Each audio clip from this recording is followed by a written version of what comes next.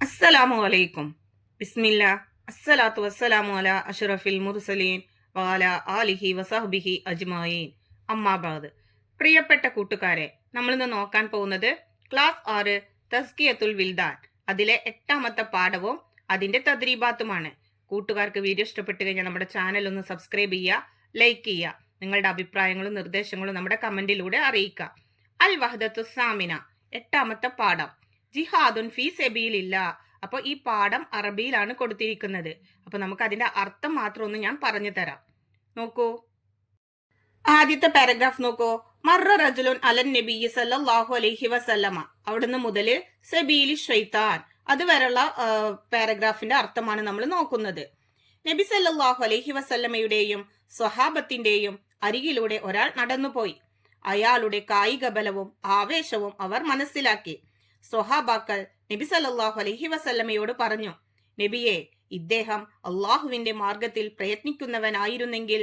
അപ്പോൾ നബി സല്ലല്ലാഹു അലൈഹി വസല്ലമ പറഞ്ഞു, ഒരാൾ അവന്റെ കൊച്ചുകുട്ടികൾക്ക് വേണ്ടി അധ്വാനിക്കാൻ ഇറങ്ങിത്തിരിച്ചവനാണെങ്കിലും അവന്റെ പ്രായം ചെന്ന മാതാപിതാക്കൾക്ക് വേണ്ടി അധ്വാനിക്കാൻ പോയവനാണെങ്കിലും സ്വയം ജീവിതം സംശുദ്ധമാക്കാൻ വേണ്ടി യത്നിക്കുന്നവനാണെങ്കിലും അവരെല്ലാം അള്ളാഹുവിന്റെ മാർഗത്തിൽ പ്രയത്നിക്കുന്നവരാണ്. എന്നാൽ ഒരാൾ ബാഹ്യപ്രകടനത്തിനും പൊങ്ങച്ചത്തിനും വേണ്ടിയാണ് പ്രയത്നിക്കുന്നത് എങ്കിൽ അവൻ പിശാചിന്റെ മാർഗത്തിലാണ്. അപ്പൊ ഇത്രയാണ് നമ്മൾ 1ാമത്തെ പാരഗ്രാഫിൽ നിന്ന് മനസ്സിലാക്കുന്നത്. ഇനി നമുക്ക് 2ാമത്തെ പാരഗ്രാഫിന്റെ അർത്ഥം നോക്കാം. ഇനി നോക്കൂ, 2ാമത്തെ പാരഗ്രാഫ്. കാല റസൂലുള്ളാഹി സല്ലല്ലാഹു അലൈഹി വസല്ലം. അത് മുതല് തുമീത്തുൽ കൽബ അതുവരെയുള്ളതിന്റെ അർത്ഥമാണ് നമ്മൾ നോക്കുന്നത്. നബി തങ്ങൾ ചോദിച്ചു, എന്നിൽ നിന്ന് ഈ കാര്യങ്ങൾ പഠിക്കുകയും മറ്റുള്ളവർക്ക് പഠിപ്പിക്കുകയും ചെയ്യാൻ ആരാണുള്ളത്? ഞാൻ എന്ന് അബൂ ഹുറൈറ റളിയല്ലാഹു അൻഹു മറുപടി നൽകി. ഉടനെ നബി സല്ലല്ലാഹു അലൈഹി വസല്ലമ അബൂ ഹുറൈറ റളിയല്ലാഹു അൻഹുവിന്റെ കൈ പിടിച്ച് 5 കാര്യങ്ങൾ പറഞ്ഞു. ഇനി ആ 5 കാര്യങ്ങളാണ് നമ്മൾ നോക്കുന്നത്. 1. നിഷിദ്ധമായ കാര്യങ്ങളെ നീ സൂക്ഷിച്ചാൽ നീ ഏറ്റവും വലിയ ആരാധകനാകും. 2. അള്ളാഹു തന്നതുകൊണ്ട് തൃപ്തിപ്പെട്ടാൽ നീ ജനങ്ങളിൽ ഏറ്റവും വലിയ ഐശ്വര്യവാനാകും. 3. അയൽവാസികളിലേക്ക് ഗുണം ചെയ്യുക, നീ ഒരു പൂർണ്ണ വിശ്വാസിയാവും. 4. നിനക്ക് ഇഷ്ടപ്പെട്ടത് മറ്റുള്ളവർക്കും ഇഷ്ടപ്പെടുക, നീ പൂർണ്ണ മുസ്ലിമാവും. 5. പൊട്ടിച്ചിരി വർദ്ധിപ്പിക്കാതിരിക്കുക, അധികരിച്ച ചിരി ഹൃദയത്തെ നിർജീവമാക്കും. അപ്പൊ ഇത്രയാണ് നമ്മൾ ഈ പാഠത്തിൽ പഠിക്കുന്നത്. ഇനി നമ്മൾ ഈ പാഠത്തിന്റെ തദ്രീബാത്ത് നോക്കാം. ഇനി അടുത്തത് നോക്കൂ, മാനിൽ കലിമാത്ത്. ഈ പാഠത്തിൽ പഠിച്ചിട്ടുള്ള പ്രധാനപ്പെട്ട വാക്കുകളും അതിന്റെ അർത്ഥങ്ങളുമാണ് നമ്മൾ നോക്കുന്നത്. ജലദ്, അതിന്റെ അർത്ഥം ശക്തി. സൈർ, അധ്വാനം. മുഫാഖറത്തൻ, ദുരഭിമാനം. നഷാത്തുൻ, ഉന്മേഷം. റിയാവ്, ലോകമാന്യം. അമാത്ത, കൊന്നു. ഇനി നമുക്ക് തദ്രീബാത്ത് നോക്കാം. നക്തശിഫു മിനൻ നസിൽ മുഫ്രദ വൽ മുസന്ന വൽ ജംഅ കമാ ഫിൽ മിസാൽ. നമ്മുടെ ഉദാഹരണത്തിൽ കൊടുത്തതുപോലെ മുഫ്രദ്, മുസന്ന, ജംഅ അതെല്ലാം കണ്ടെത്തി എഴുതാനുള്ളതാണ്. മുഫ്രദ് എന്ന് പറഞ്ഞാൽ ഏകവചനം, മുസന്ന എന്ന് പറഞ്ഞാൽ ദ്വിവചനം, ജംഅ എന്ന് പറഞ്ഞാൽ ബഹുവചനം. അപ്പൊ ഓരോ വാക്കുകളുടെ ഏകവചനം, ദ്വിവചനം, ബഹുവചനം അതാണ് നമ്മളിവിടെ എഴുതേണ്ടത്. ഇവിടെ നോക്കൂ, അൽ മുഫ്രദ് അവിടെ നമുക്ക് റജുലുൻ. അൽ മുസന്ന അവിടെ നമുക്ക് എന്താ കൊടുത്തിരിക്കുന്നത്? റജുലാനി. അൽ ജംഅ അവിടെ നമുക്ക് റിജാലുൻ. ഇനി അടുത്തത് നോക്കൂ, മുഫ്രദിന്റെ അവിടെ സ്വാഹിബുൻ, മുസന്ന സ്വാഹിബാനി, ജംഅ അസ്ഹാബുൻ. അതുപോലെ നമ്മൾ ബാക്കിയുള്ളത് എഴുതണം. കബീറുൻ, അപ്പൊ അതിന്റെ മുസന്ന എന്താണ്? കബീറാനി, ജംഅ കിബാറുൻ. അടുത്തത് മുഫ്രദ് നോക്കൂ, കലിമത്തുൻ, മുസന്ന കലിമത്താനി, ജംഅ കലിമാത്തുൻ. അടുത്തത് മുഫ്രദ് ഷൈഖുൻ, മുസന്ന ഷൈഖാനി, ജംഅ ഷുയൂഖുൻ. അടുത്തത് മലിക്കുൻ, മുസന്ന മലിക്കാനി, ജംഅ മുലൂക്കുൻ. ഇനി അടുത്തത് നോക്കൂ, മുഫ്രദ് കൊടുത്തിട്ടില്ല, മുഫ്രദ് നമ്മൾ എഴുതണം. അബുൻ, അതിന്റെ മുസന്ന അബവാനി, അതിന്റെ ജംഅ കൊടുത്തിട്ടില്ല, നമ്മൾ എഴുതണം. ആബാഉൻ. അടുത്തത് മുഫ്രദ് കൊടുത്തിട്ടില്ല, ദാറുൻ, മുസന്ന ദാറാനി, ജംഅ കൊടുത്തിരിക്കുന്നു ദിയാറുൻ. ഇനി നോക്കൂ, തദ്രീബാത്തിലെ 2ാമത്തെ പ്രവർത്തനം നക്തുബുൽ മഅന. ഇവിടെ നമുക്ക് കുറച്ച് വാക്കുകൾ കൊടുത്തിരിക്കുന്നു, അതിന്റെ അർത്ഥം നമ്മൾ എഴുതണം. സഹയുൻ, അതിന്റെ അർത്ഥം അധ്വാനം. നഷാത്തുൻ, അതിന്റെ അർത്ഥം ഉന്മേഷം. ജാറുൻ, അയൽവാസി. മുഫാഖറത്തുൻ, ദുരഭിമാനം. മറ, നടന്നു. അദ്ദ എണ്ണി. അപ്പൊ ഇതുപോലെ നിങ്ങൾ അവിടെ അർത്ഥങ്ങൾ എഴുതുക. ഇനി അടുത്ത പ്രവർത്തനം നോക്കൂ. നക്തഷിഫുൽ ഇജാബാത്ത്, ഉത്തരങ്ങൾ കണ്ടെത്തി എഴുതാനുള്ളതാണ്. അപ്പൊ ഇവിടെ ചോദ്യങ്ങൾ അറബിയിലാണ് കൊടുത്തിരിക്കുന്നത്. അപ്പൊ അത് നമ്മൾ മനസ്സിലാക്കിയതിന് ശേഷം അതിന്റെ ഉത്തരങ്ങൾ എഴുതാം. ഒന്നാമത്തെ ചോദ്യം നോക്കൂ. മർറ റജുലുൻ അലൻ നബി സല്ലല്ലാഹു അലൈഹി വസല്ലമ വ അസ്ഹാബിഹി ഫറഔ മാദാ റഔ. അതായത് അതിന്റെ അർത്ഥം, ഒരാൾ നബി സല്ലല്ലാഹു അലൈഹി വസല്ലമയുടെയും സ്വഹാബത്തിന്റെയും അരികിലൂടെ കടന്നുപോയി. അപ്പോൾ അവർ ദർശിച്ചു. എന്താണ് ദർശിച്ചത്? ഉത്തരം, അയാളുടെ കായിക ബലവും ആവേശവും. നക്തഷിഫുൽ ഇജാബാത്ത്, അതിലെ രണ്ടാമത്തെ ക്വസ്റ്റ്യൻ, യകൂനു സഅയു റജുലി ഫീ സബീലില്ലാ മത്ത. അതിന്റെ അർത്ഥം, ഒരാളുടെ പ്രയത്നം അള്ളാഹുവിന്റെ മാർഗത്തിലാകും. എപ്പോൾ?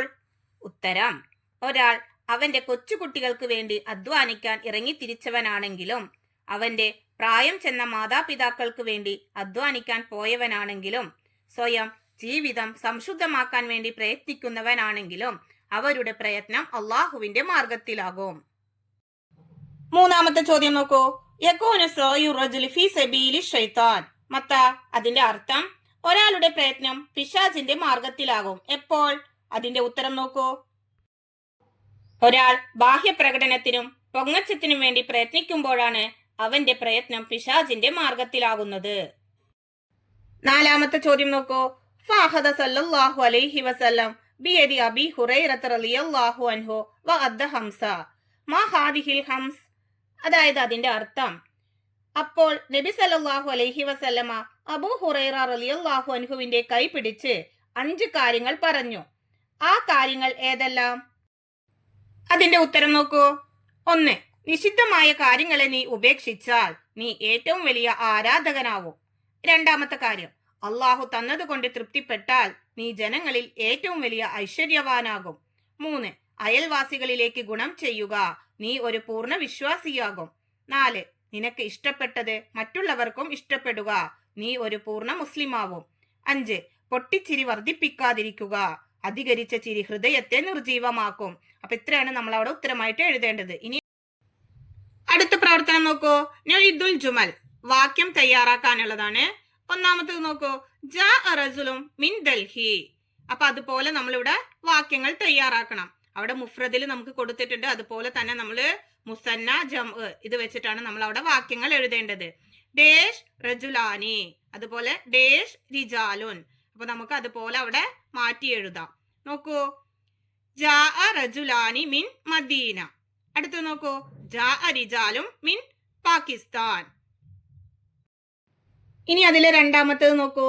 ദഹബ ഡേഷ് ഇല. അവിടെ നമുക്ക് എന്ത് കൊടുക്കാം? ദഹബ റജുലുൻ ഇല റിയാദ്. ഇനി അടുത്തത് ബാക്കിയുള്ള നമ്മൾ എഴുതണം.